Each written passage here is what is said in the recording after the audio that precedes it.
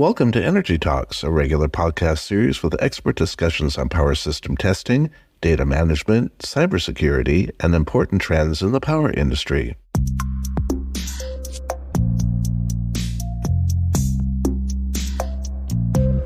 Hello, everyone. My name is Scott Williams from the podcast team at OMICRON. This is the third episode in our Energy Talks podcast mini-series about cybersecurity titled, Why Should You Talk About Incident Response? Your host of this mini-series is Simon Rommer, who is an OT security consultant in the OMICRON Power Utility Communications team. Simon is currently exploring the steps involved in the incident response process with his guests. So without further delay, I hand over the microphone to Simon. Hi, Simon. Thank you, Scott. I welcome our listeners to the third episode in our Energy Talks cybersecurity mini-series, where we explore the critical roles of IT and OT in power system cybersecurity and discuss the steps involved with the incident response process according to SANS. The SANS Institute is a highly regarded organization specializing in cybersecurity training, certifications, and research. In our previous episode, I spoke with Tibor Külke from ALSEC, a leading Swiss consulting company, about preparation, which is the first step in the incident response process.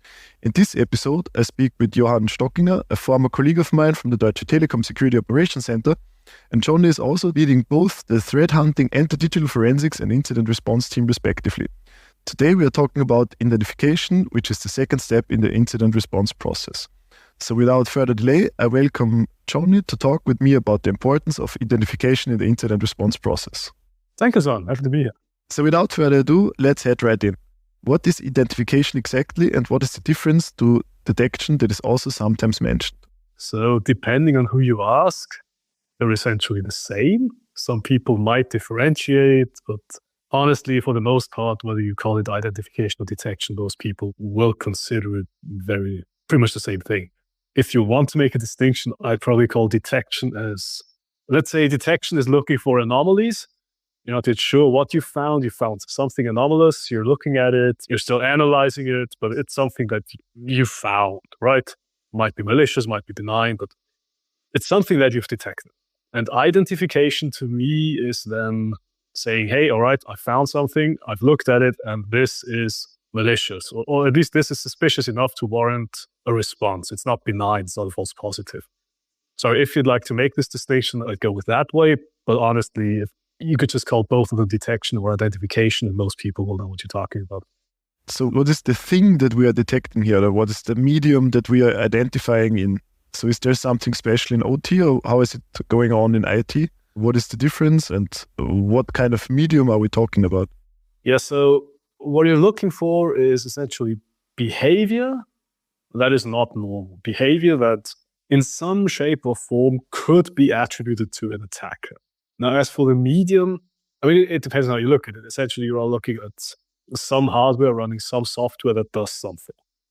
But in IT, what you can focus on, what you should focus on, is looking at the endpoints themselves. So looking at behavior on the endpoints, processes being created, workstation services. It doesn't make too much of a difference in that regard. You're looking at processes being created, network connectivity being established from the device. You're looking at files being written. Really any kind of behavior going on an endpoint. That is the most effective way to find an attacker anywhere. But in IT, it's easy to do. Whereas in OT, because you mentioned that, it's harder to detect or to monitor behavior on an individual system. Simply because in IT, you can install an agent, because that's the easiest thing. You have an agent installed on the system, and that just monitors everything. Whereas in OT, you're constrained in what you can do on an endpoint itself. You cannot just install an agent. If you do that, it's just that to OT engineers, they can't do that, right? You're very constrained in what you can do for a variety of reasons. There is solutions that try to do that on IEDs, intelligent electronic devices, but this is more like a proof of concept. And the other thing is in OT, endpoints are quite old. So XP, not so much anymore, but Windows 7 is out of support as well. So that's why we don't have that many possibilities to detect stuff on the endpoint. So I'm totally with you that network traffic and like the network communication is our source of truth, so to say. It's what we made. If you cannot take a look at the endpoint, you need to take a look at what the endpoint signals out to something else, right? And that, like you mentioned, will be network. It might be logs being written out. It might be anything that you can collect without being on the endpoint itself. Whereas in IT, it's the other way around. Well, it's not the other way around, but yeah. And the other difference is that in IT, everything is encrypted. And in OT, for example, GOOS, MMS, 104, Modbus, OPT, so everything is clear text. So that's why it's easier to detect anomalies in network traffic. It's easier to monitor network traffic, yeah. And obviously that results in being able to detect stuff. Because, yeah, like you've mentioned, in IT, everything, most network communication nowadays is encrypted. So you'd need to break that encryption. That introduces a whole new level of complexity, and not just technically, also regarding compliance, legally. Whereas in OT, yeah, you can just do that. And that was the case in IT as well. Like, I don't know, 20 years ago, there was a much larger focus on detecting malicious network patterns, because 20 years ago, not everything was as encrypted as it is today. That's due to the fact that, like you mentioned in the beginning, OT systems are old. They still do not use and cannot use encryption in the way that you do it in IT systems. So network behavioral monitoring will be more possible than it is in IT, and you will find stuff more quickly or more reliably than you will in IT, I guess. Also in OT, encryption is more of a hindrance and can take away some possibilities to troubleshoot that you need on a daily basis, instead of bringing more good to being encrypted. So encryption is not really helpful, so to say, in OT. I guess you could make that argument for IT as well, but yeah, I know where you're coming from. So we're talking about really technical stuff already, but let's get back to what are the methods and what are we looking for in network traffic. So what is the things that stand out to us or to you as a forensic analyst? Yeah, I mean, especially if you focus on OT now, or let's approach this differently. In an IT network, you will have lots of different behavior going on. You will have new endpoints constantly. You will have changing destinations, changing traffic. You will have lots of change. It's a very dynamic network, very dynamic environment. Yeah. Whereas in an OT world, typically, ideally, or hopefully, you will not have that kind of dynamic. The environment won't be as dynamic, because you will not have new systems being deployed on a daily basis. These systems have very specific purposes. And so you know what they are doing. You know where these systems connect to. You know if and when they need internet connectivity, which is a whole different kind of world, which I think we'll get to later. But it's a more static environment. So simply due to the fact that it is so static compared to the dynamic IT world, you can focus on finding behavior that just is rare. If you just take a look at are there new endpoints in an OT world, that is something you can detect on the network level, because you will have new senders, new recipients in the network, and you can build detection rules for that. And then you can investigate whether this endpoint is legitimate or whether somehow an attacker managed to put their own device into the network.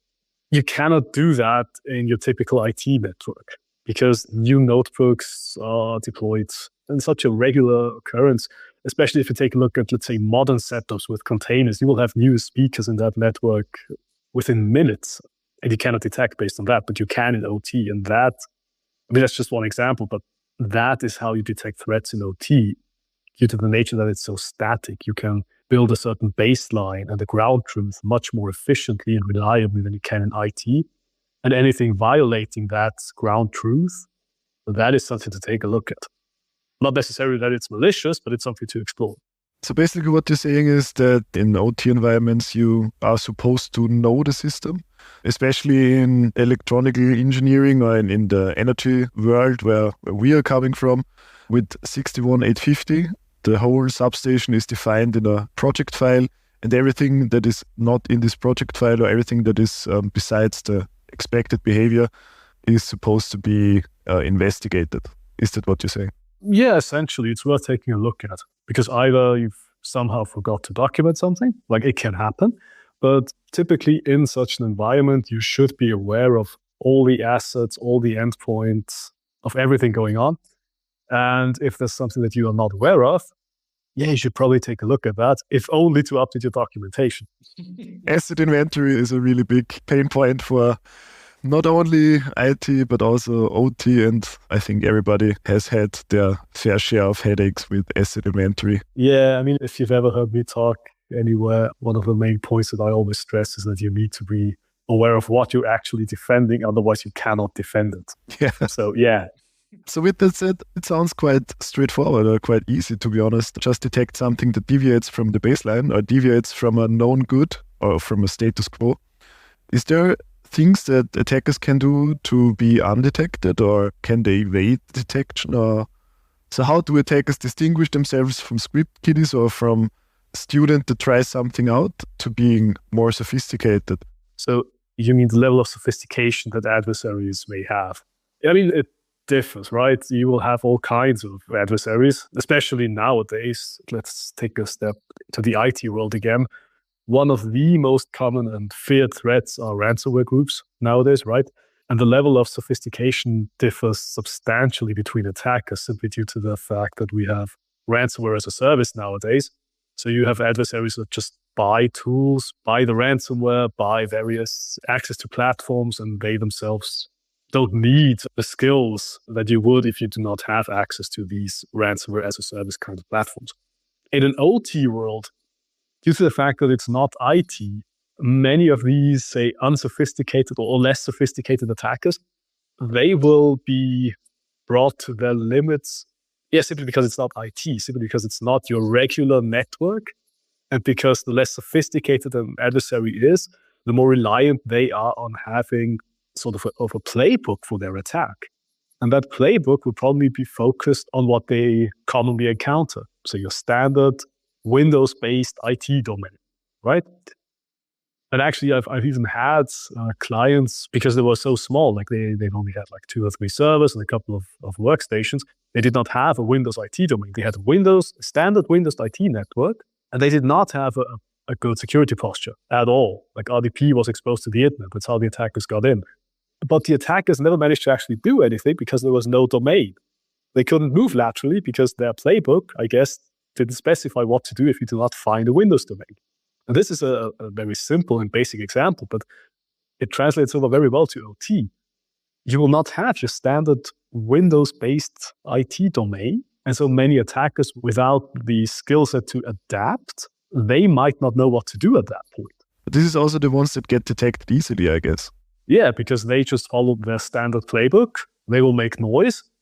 And once you make noise, it's easy to detect someone, or easier. Well, that is what you're detecting, right? These are the signals and anomalies we've talked about. And then you can react to that. Now, if you have attackers who are actually, let's say, capable of adapting, they aren't reliant on their playbook. They just adapt to whatever the situation demands. Those will be able to infiltrate OT networks or any networks because they have this level of sophistication that you need to do so. These attackers are also typically very well aware of detection mechanisms and what most organizations do to detect threats. And so they will adapt their behavior to reduce the chance of being detected. Now, these are obviously any sort of state-sponsored actor, and APT there's a high likelihood that they will have the skill set to adapt and not to be detected as easily. Some financially motivated actors will as well. And there is even an overlap between state-sponsored and financially oriented actors. But let's say these more sophisticated attackers, they will be able to infiltrate OT networks. They will know what to do because they typically are there with a clear purpose and a clear mission. And that is most often not more than just encrypting what they can and demanding ransom. Like especially for talking state-sponsored actors, they have a reason for being there. This is not getting more money. As we've seen in the past with attacks and hacks, they even build a twin system to be able to try out different attack methods and train for the attack, so to say. And especially with the Ukraine conflict where Russia invaded Ukraine, there were also attacks that had different goals than money. So they wanted to disrupt the infrastructure. So what you're saying is what we see in real life, where cyber attacks are not only motivated by money in our industry, but most likely they are motivated by a political goal.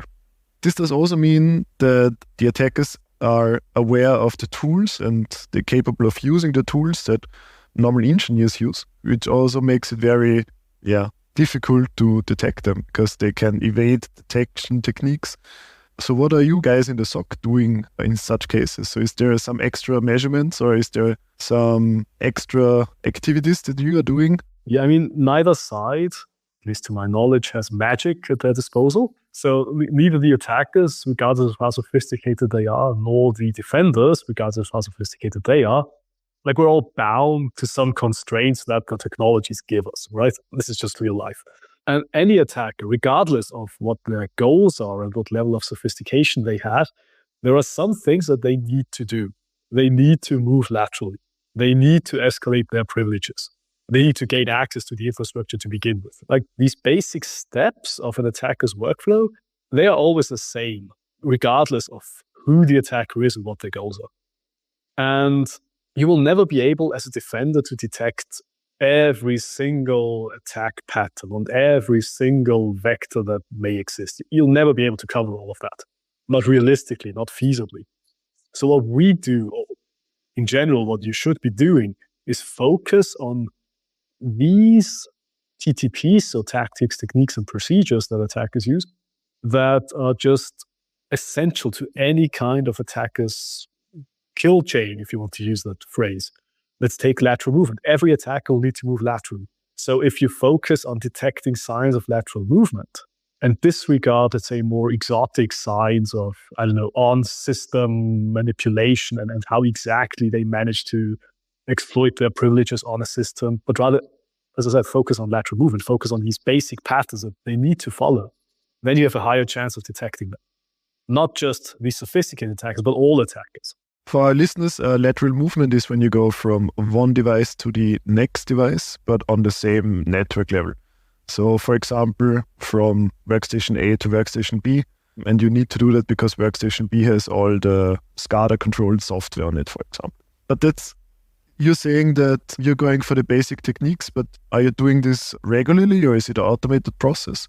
Is there something that you still need to do manually? Yeah, I mean, it's both, really. So when detecting, you have two main ways of going about it. You have your regular, what most people think of when they hear security operations center monitoring. You have a constant stream of data, of real-time data, that you monitor via certain detections. For example, you have your network traffic, you have your logs being sent, you have your detections being triggered by certain security products. All of them in real time end up with the SOC. And there are some detection rules to find patterns, to find suspicious patterns in that data. Now, when you do that, you need to be careful about the detection rules you employ, because the amount of data that you're seeing, it can be pretty vast, right? Depending on the infrastructure and what you're monitoring. You have thousands of events coming in every second. And obviously, it's completely impossible to take a look at all of these single events. So you need some detection rules to find these patterns. And if the number of detections is too high, as in you're finding stuff that is suspicious but benign, so classically what you'd call a false positive, and you have too many of them, you will develop a certain alert fatigue within your analysts because you're seeing the same things over and over. And eventually you stop paying attention because you've seen it 100 times before. So if you're doing that way, you will be able to find threats in real time, ideally, but you need to fine-tune your detection rules accordingly. And that fine-tuning will create blind spots because you will, in order to prevent this enormous amount of detections, you will have to tune your alerts to a point where some things slip through. And that is where you go the other way, and you proactively, in regular intervals, search through all the historic data and see whether you've missed something. When you do that, you need to put in as tight of constraints as you have when monitoring real-time data. So you look for certain patterns that you think should be there if an intrusion happened. So you assume an intrusion happened. This results in certain artifacts having to be present in your data. And now you retroactively look at that data and see if these patterns are there. And you can also take your time a little because you're not constrained by needing to be able to process the data in real time. You don't have the next detection flowing in or the next and the next. You can really fine-tune stuff, ask the engineers, hey, I found these patterns, and I'm not sure, like it could be an artifact from the intrusion, but it could also be legitimate, giving your feedback here. And then you incorporate the engineer's feedback, and so you fine-tune your results and basically get a smaller and smaller number of artifacts that you look at until you can either say that, yes, we found conclusive evidence that an intrusion might have happened, so now we need to go a step further. Or you say, all right, we've had this hypothesis, this attack should have left these kinds of artifacts, we didn't find any, so it doesn't appear like this intrusion happened. And if you combine these two approaches, this real-time monitoring and this proactive threat hunting, then you get a rather holistic picture of the entire infrastructure. Now, obviously, there's no guarantee that you will find every single detection, but there's a good chance if the scope of your monitoring, both reactively and proactively, includes a large number of assets, then you should find at least some remnants of an intrusion, either because it's happening in real time or because it's happened recently, but you should find something. You don't need to find everything. Like finding every single detail is something that you can do when actually going into incident response, when doing deeper forensics. Right now, during identification, your goal is just to find a clue that something might be off. And you don't need to find everything. You cannot find everything. That's a really big chunk of information right here. With lots of interesting points to talk about. Some things that you said were really standing out. For example, you have loads of data. So where do you store all this data? What is the central point and how do you deal with the data? So there has to be some central log management system. We both know it's called SIEM. Our listeners might not know it. So can you talk about the SIEM a little bit? And the second thing was, when threat hunting, you said that you have some smaller indications of compromise or smaller indicators of an attack, and then you talk to the engineers. And this is also something that I've seen in the past, that the engineers and the OT personnel plays a really big role. So these are 2 points. Could you elaborate on those? Sure. So let's address the first one first. So a central point of information. Now you've mentioned the term SIEM, so security, incident and event management, but this is what historically has been the heart of any kind of security operations center, whether it's an IT or an OT. A SIEM was the heart of it. It's where all the logs and all the monitored network traffic got consolidated, got correlated, and then you had your detection rules in place, and then you found your attack patterns. Use cases were engineered. Yeah, that is the historic viewpoint. And in an OT setup, that might still be somewhat relevant because, like we said earlier, you are very much dependent on not on endpoint stuff, right? Network traffic or logs. In an IT world, this is actually, in my opinion, the SIEM is no longer required because you have all of these specialized tools like EDR solutions, XDR solutions, NTAs, NTRs, IDTRs, whatever. There's a whole world of abbreviations, but essentially you have specialized tools that no longer produce raw data, but they produce qualified alerts, and you only react to those. So you no longer need a SIEM. You need something else where all this data is collected. You need some central plane. But honestly, in IT, that's no longer a SIEM. Now, in OT, it depends on how you've set up your monitoring. Now, if you have specialized tools, I'm just saying these names now without any sort of value attached to them, right? So in an OT world, you still have some specialized solutions like Station Guard, your solution, or Darktrace or Nozomi, or there's a number of specialized tools for the OT plane. But you also have raw network traffic, or you could have raw network traffic and log data, especially if you do not have specialized solutions. And then you need to store and correlate this somewhere, and the SIEM or some kind of log management setup would still probably be required to have detection rules. Otherwise, you're just getting raw log data, but raw log data doesn't tell you anything by itself, right? You need to find the patterns within that log data. And this is where a SIEM comes into play. Now, if you have a very good coverage with these specialized tools, you might not need a CM there either, because that tools like StationGuard, if they have the coverage, if you've deployed them with sufficient coverage, they will detect these anomalies, and you just need to react to the alerts raised by StationGuard.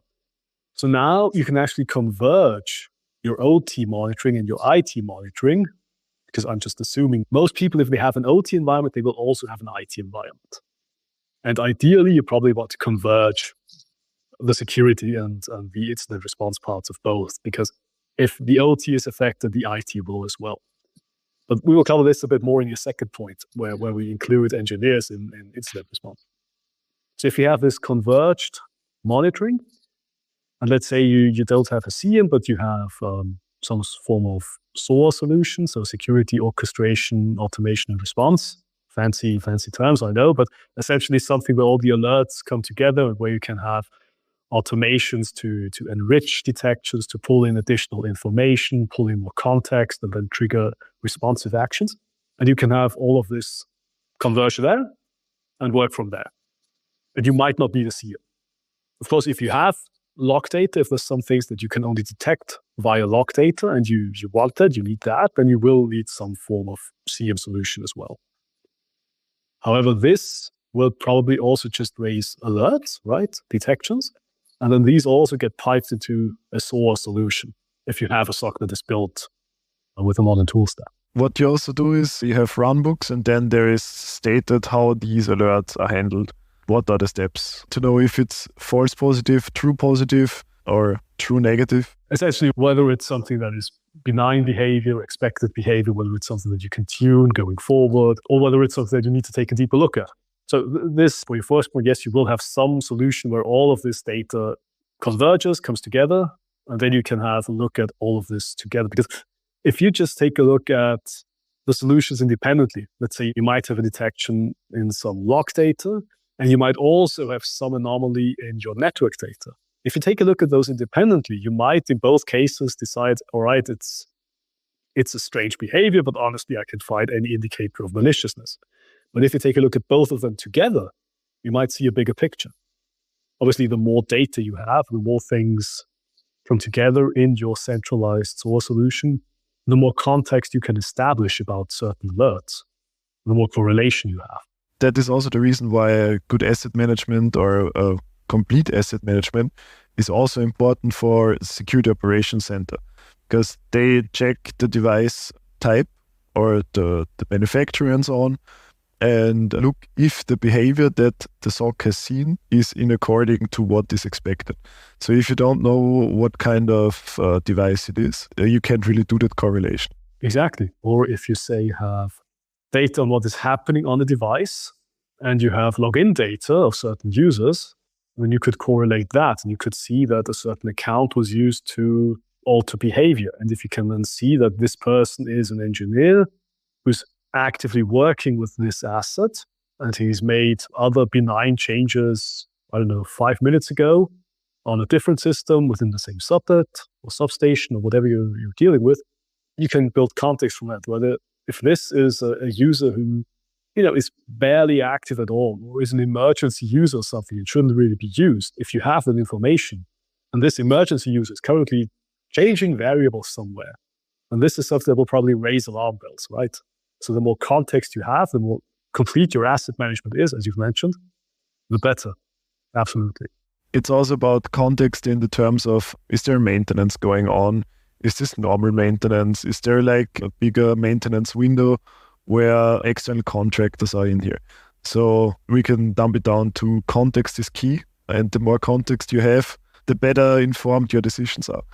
So the source is the CM in our world, at least still until the foreseeable future, I guess. But we both know this can happen sooner than that technologies change. So what is the first thing you do when you see something malicious? So for me, in the past, it was also getting the context first and then setting up a timeline. Yeah, basically that is what you're trying to do. So this is because at the very beginning, you've asked me about the difference between detection and identification. And this is where you could make this distinction right now. Now you have some behavior that you consider to be suspicious, that you consider worth checking out at least. Then you get your context, you get the information on what asset is actually affected, you get information on the user accounts, potential maintenance windows, whatever. And you're still convinced, or you believe, all right, you might not know it's actively malicious, but it's still very suspicious, even with all of this context included. So then you begin a deeper analysis. And yeah, building a timeline is just what you do, because building a timeline will give you more context, namely more context on the behavior itself of the potential attack. So you establish what happened, at what point in time, on which system, on which user account, with what, if you especially talk about network traffic, what sources and destinations were involved. And you just try to represent the attack, or at least the potential attack, as clearly as possible and as structured as possible. So you have this timeline at the end, and simply having this timeline as complete as possible and being able to tell what happened at what point in time, that will allow you to then react, to then draw conclusions and potentially, react to the incident. So you're painting a picture of what the attacker did, and depending on how clear the picture is, you have a more or less clear idea of the steps they took. Of the steps they've taken so far and of what steps they could take next. Exactly, that's the point. And if you know what they did or what they're trying to do, then you can act accordingly. But this is something for a later episode where we go for remediations. At this point, we're still at detecting identification. I know your specialty is forensics. It's also part of my hobbies, forensic challenges and so on. But let's get back to the identification part. In OT environments in the energy sector, we are really blessed with 61850 and 104, which is why we have very static and well-defined environments, especially in 61850. The aforementioned project file, you have every signal listed down, you have everything defined, there is no uncertainties. This is a really big plus in our energy sector compared to, for example, manufacturing or pulp and paper or chemistry and so on. Building automation, very big horror of mine, building automation processes in the past. But let's get back to the context. I mean, I've been working in OT for quite a couple of years now. You are more of a general IT guy that had his fair share of OT experience. I would say we are both not as experienced in real substation communication as, for example, a protection engineer. You said before that you go with your findings to the engineers and ask them for their opinion. Also, in my experience, this is something that is really important to see or to look at security as a team sport. Oh, absolutely. This is true everywhere, also in the IT world, but especially in the OT world, because like you mentioned, it's most people who work in information security, they have an IT background. I have an IT background. You've been working OT for a while, but you're originally from IT as well. Most of us know IT much better than we know OT. And so even in an IT world, it's important to actually talk with the operations teams to realize what is truly going on. Because at the end of the day, it's the operations teams who maintain the infrastructure. And this is even more relevant in an OT world, where my knowledge of how things work is less pronounced than it is in an IT world. So I'm very much, almost every IT security guy will be very much dependent on the OT engineers, on the people working with the actual maintaining the OT to truly identify threats.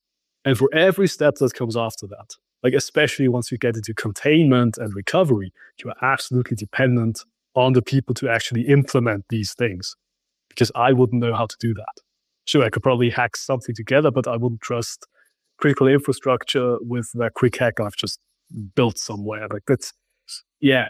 So you're absolutely dependent, and it is absolutely a team sport from the very first step to the very last. And this actually starts before the identification. This actually starts with what are we actually defending? Now we're back to, like I said, this is something that I repeat pretty much every time I talk. You cannot protect what you cannot defend.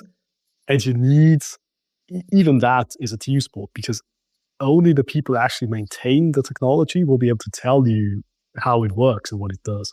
And they will also notice if something's off or something's different. Yeah, and they will help you build detection rules and build mechanisms to detect anomalous behavior, because they, like you said, know what's normal. So they will also know what's not normal. And once you find something suspicious, they will very quickly be able to tell you, yeah, that was me, or that was my colleague, or that was because of this and that, or all right, I also have no idea why this happened. This is not good. We need to take a deeper look here. This is something really funny for me because I've been preaching the same thing for at least 5 years now. And the one thing that we always admit is that our security, quote unquote, is not really perfect. So attackers need to get it right only one time. We need to get it right every time. This is not really something that is possible. So defense in depth, so having more layers of security. And the last layer of security is our engineers in the fields. The last layer of security is our listeners, all the protection engineers, secondary, primary, whatever. So you guys out there who are listening to this, you are our last line of defense, so to say. It sounds a little bit cheeky, but that's how it is. No, absolutely. It's not just the last line of defense. You also are the people who actually need to rebuild later and who are the only ones who can rebuild later. So yeah. I mean, I tried once to build a 6150 substation and I failed miserably. Fortunately, I have some really capable colleagues at OMICRON who are 6150 experts. Yeah. With that said, thanks, Johnny, for talking to me. It was really a pleasure to talk to you once again after so many years not seeing each other. Yeah, it's been fun. Thank you very much for having me. And with that, our next episode in the Cybersecurity Incident Response miniseries will explore the important following steps in the incident response process called containment, eradication, and recovery. So be sure to join next time for that. And now I'm returning the microphone back to Scott. Thank you, Simon, for hosting this and upcoming episodes of your new Energy Talks podcast miniseries titled Why Should You Talk About Incident Response? We look forward to listening to further discussions about this important area of cybersecurity. And to our audience, a big thank you for listening to this and other episodes of Energy Talks. We always welcome your questions and feedback. Please send an email to podcast@omicronenergy.com. OMICRON has several years of experience in power system testing, data management, and cybersecurity, and offers you the matching solution for your application. For more information, please visit our website at omicronenergy.com. Please join us for the next episode of Energy Talks, and stay tuned for future episodes of our new mini-series titled Why Should You Talk About Incident Response with Simon Rommer. Goodbye for now, everyone.